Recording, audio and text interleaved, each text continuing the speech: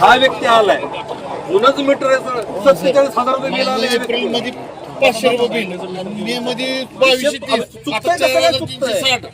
कसं चुकतंय? आमचं प्रामाणिकपणे प्रमुख मागणी आमच्या काय आहेत? सिंपल आहे. ग्राहकांची स्पष्ट लिखित संमती घेतल्याशिवाय तुम्ही मीटर बसवलाय का? ग्राहक काय रस्त्यावर पडलेले ग्राहक आहेत का? आम्हाला काय ग्राहक म्हणून आम्हाला अधिकार काही नाही का? तुम्ही ग्राहकांना कुठल्या स्वरूपात लेखी प्रश्न देऊन किंवा लेखी कागद देऊन तुम्ही त्यांच्या दारातले मीटर बदलले? चोरासारखे येऊन तुम्ही गपचिक मीटर बदलून चाललाय. हा एक विषय. दुसरा विषय, केंद्र शासनानं तुमच्याकडे GR आहे.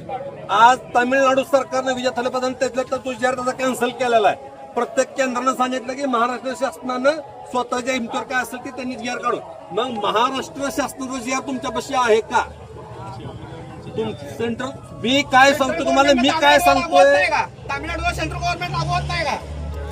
तुम्हाला आम्ही कारण काय सांगा? शांत बसायचं कारण सांगा.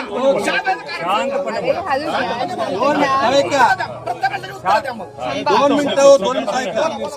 आम्ही महाराष्ट्र शासनाला निवडून दिलेलं आहे. आम्ही काय केंद्र शासनाचा आमचा काय विषय नाही. आमचं प्रामाणिक मत आहे, महाराष्ट्र शासनाचा GR तुम्ही दाखवा की सरसकट तुम्ही मीटर बदला. मग आम्ही तिसरा विषय, माननीय मुख्यमंत्री यांनी विधान भवनात केलेल्या निवेदनानुसार सामान्य वीज ग्राहकांची संमती घेतल्याशिवाय स्मार्ट मीटर बसविण्यात येणार नाहीत. विधान भवनात रेकॉर्डवर आलेला प्रश्न विधान आहे. तर त्याच्या पुढे असं स्पष्ट सांगितलं होतं, सदर विधानाच्या अनुषंगाने महावितरणची अधिकृत भूमिका काय आहे याबाबत लेखी स्पष्टीकरण द्यावं की माननीय मुख्यमंत्र्यांनी केलेल्या विधानाशी आणि आमच्या महावितरणशी काही संबंध नाही. महाराष्ट्राचे प्रथम नागरिक माननीय मुख्यमंत्री आहेत, आम्ही त्यांचं ऐकणार. मग तुम्ही तसं आम्हाला लेखी द्यावं की मुख्यमंत्र्यांनी जे स्टेटमेंट केलेलं आहे आमच्या महावितरणचा आणि त्यांचा कसलाही संबंध नाही.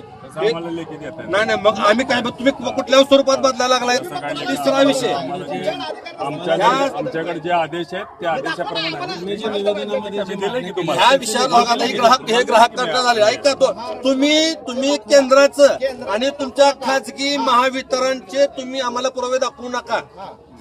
आम्ही महाराष्ट्र शासनाच्या डॉक्टर बाबासाहेब आंबेडकरांच्या कायद्याने चालणार आहेत. आम्ही ज्या व्यक्तींना मतदान केलं त्या शासनाचा GR आम्हाला दाखवावा. आम्ही त्याशिवाय आम्ही ही माघार घेणार नाही.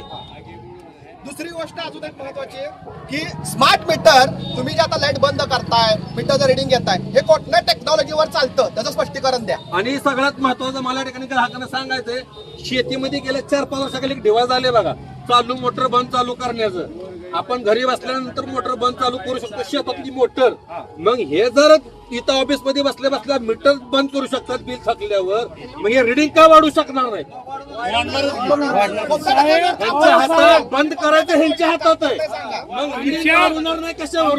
गल्लीत रात्री इंदिरा गांधी भाजी मार्केट होतं, रात्रीच मीटर बदललेले आणि पहिलंच जुनं मीटर होतं तेव्हा माझा 900 रुपये बिल येत होता. 900, 1000 आणि दुसरा मीटर स्मार्ट मीटर लावल्यानंतर 2200, 2500, 2800. ठीक आहे, ही नोट तेवढंच जळतंय साहेब. एका प्रश्नाची मी उत्तर देतो. झालं तुमचं.